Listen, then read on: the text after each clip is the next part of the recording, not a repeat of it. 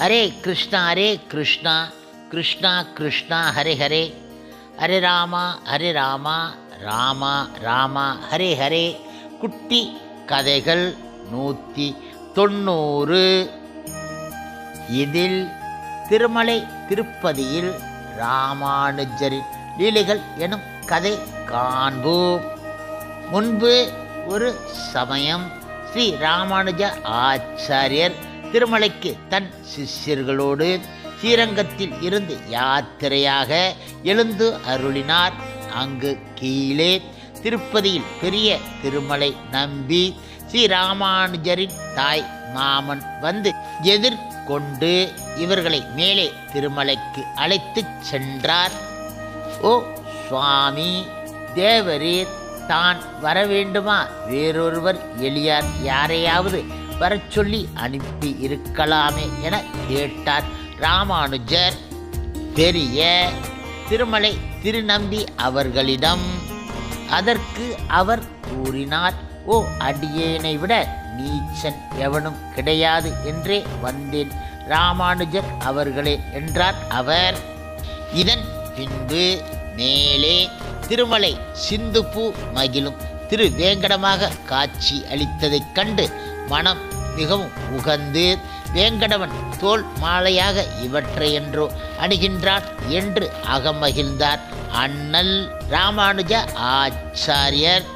இப்பொழுது அனந்த ஆழ்வானின் இந்த சிறந்த கைங்கரியம் தொடர பெருமானை பிரார்த்தித்து பின் கீழே திருப்பதியில் வந்து 1 வருட காலம் வாசம் செய்தார் ராமானுஜ ஆச்சாரியர் அவர்கள். இப்படியாக இருக்கும் சமயத்தில் ஒவ்வொரு நாளும் பெரிய திருமலை நம்பி திருமலைக்கு மேல் உள்ள ஆகாய கங்கையில் இருந்து வேங்கடவனுக்கு தண்ணீர் கொண்டு வந்தார். இதன் பின்பு கீழ் இறங்கிச் சென்று ஸ்ரீ ராமானுஜருக்கு ஸ்ரீ ராமாயணத்தின் உயர்ந்த அர்த்தங்களை விளக்கி அருளினார்.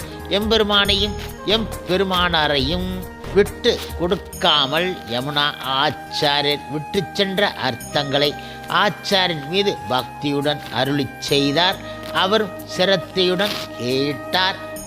இப்போது காலம் ஆனது 1 வருட காலம் ஓடி நிறைவுற்ற நிலையில் ஸ்ரீ ராமானுஜருக்கும் அவர்தம் சீடர்களுக்கும் அதுவரை தயிர் அளித்து வந்த தும்பையூர் கொண்டி என்ற பெண்மணி அவரிடம் ஒரு வரம் வேண்டினாள்.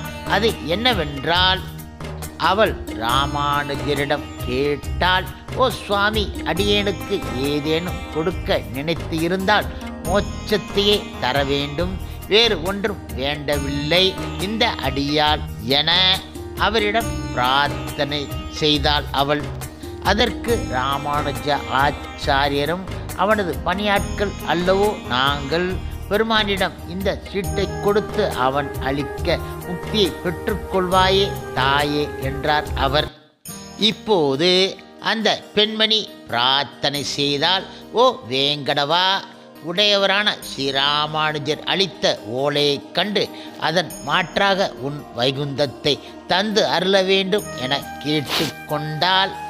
இப்போது அவள் மனதார வேண்டி இவ்வாறாக அந்த ஓலை அலர் மேல் மங்கை ஒரே மார்பனின் திருவடியில் சமர்ப்பித்தாள் அவள். இதனால் வைகுந்த வான் நகரம் வா வென்று அழைக்க அவள் உலக வாழ்வில் இருந்த அந்த நொடியே முக்தி பெற்று விட்டாள். தன் கைங்கரியத்தை வைகுண்டம் சென்று வைகுந்த நாதனுக்கு தொடர்ந்தாள் அவள் ராமானுஜ ஆச்சாரின் கருணையினால். ஹரே கிருஷ்ணா கிருஷ்ணா கிருஷ்ணா ஹரே ஹரே, ஹரே ராமா ராமா ராமா ஹரே ஹரே. சில பிரபுபாதரின் சேவையில் இஸ்கான் பக்தர்கள்.